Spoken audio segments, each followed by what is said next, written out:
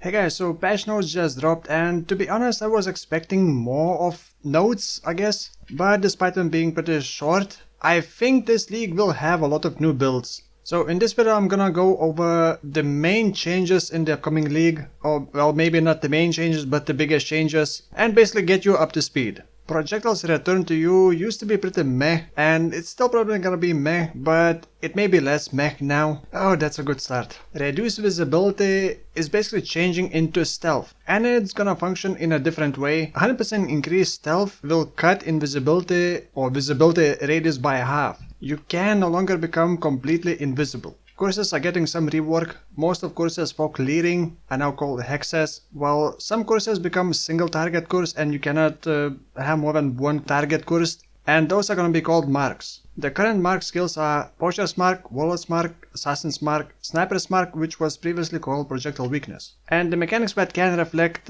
courses can only reflect the hexes and not marks. Steal skills now use shards to empower them, which you get by using another skill called Call of Steel. More about certain curses. Assassin's Mark got basically gutted, but it now has a chance to grant power charge on hit. Poacher's Mark, in my opinion, became god tier curse for bossing, but it lost the flask stuff, and it also now has a chance to grant frenzy charge on hit. All Projectile Weakness, which is now called Sniper's Mark, now grants flash charges on hit, but only for life and mana flasks. Projectiles which hit cursed enemy now split towards 3 to 4 targets. Split now goes before pierce. Warlord's Mark lost its stun threshold, but now grants rage when you stun a cursed enemy and has a chance to grant endurance charge on hit. The following skills have been reworked: Lancing Steel, Shattering Steel, Firestorm, Glacial Cascade, Discharge, Punishment, and Vitality. I'm not gonna talk in details how every single one got reworked. I'm gonna leave that for you to discover. Now quickly about the main nerfs. Ball Lighting is less OP now,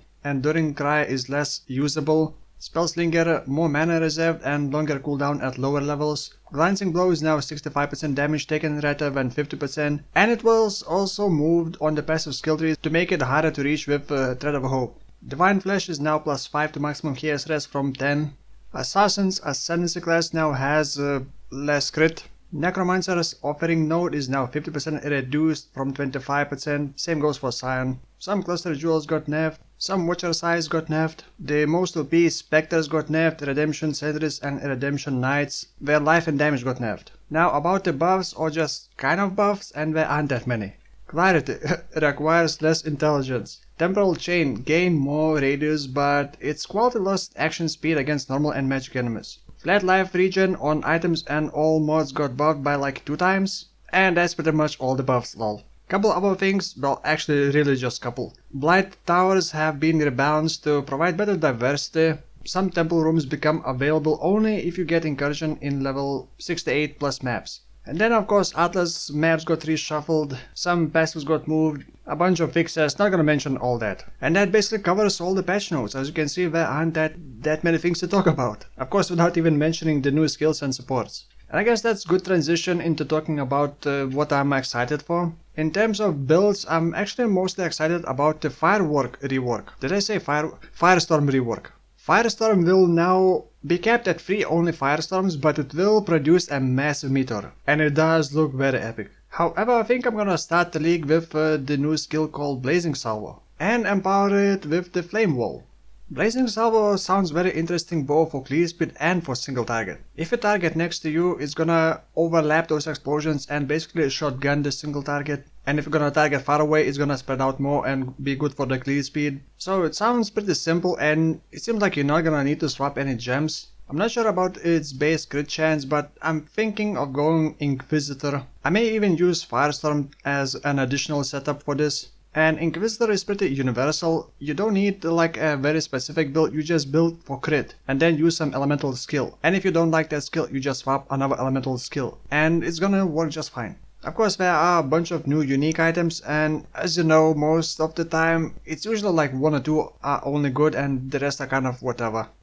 Same goes for over 800 new alternative quality gems. Most of them are probably gonna feel just whatever, and only a couple of them are gonna be really good. A lot of people were very hyped about the Cold Archmage. I personally don't really find it too interesting, because it's just the same thing except instead of letting it scald. So yeah, for the league start, I don't really want to even plan too much. Just pick the skill that I first kind of wanted to play and just go with it, which is Blazing Salvo or Firestorm, I guess. And once we get to experience the league and see how everything works, then I'm gonna start figuring out the more, I guess, meme-ish builds.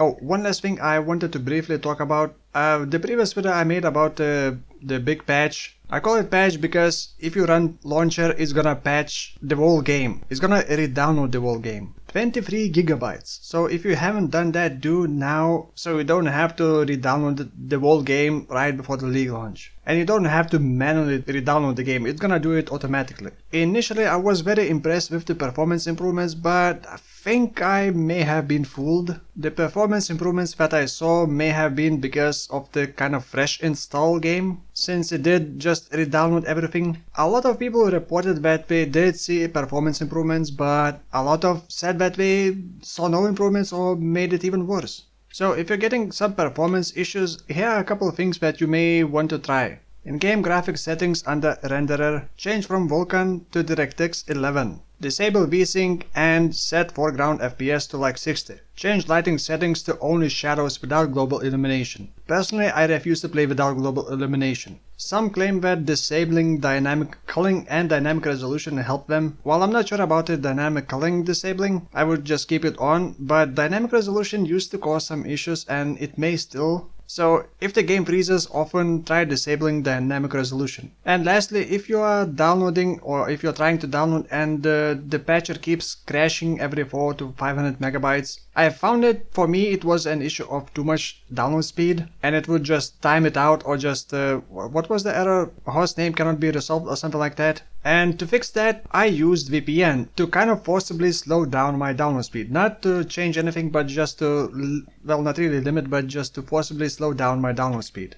So yeah, that's pretty much it. The next video will be after the league launch. Most likely, I may do some quick video to just showcase the skills and briefly talk about them. But if not, it's probably gonna be my first couple days in the league with the new build. So thank you for watching, have a good league launch, and I will see you soon.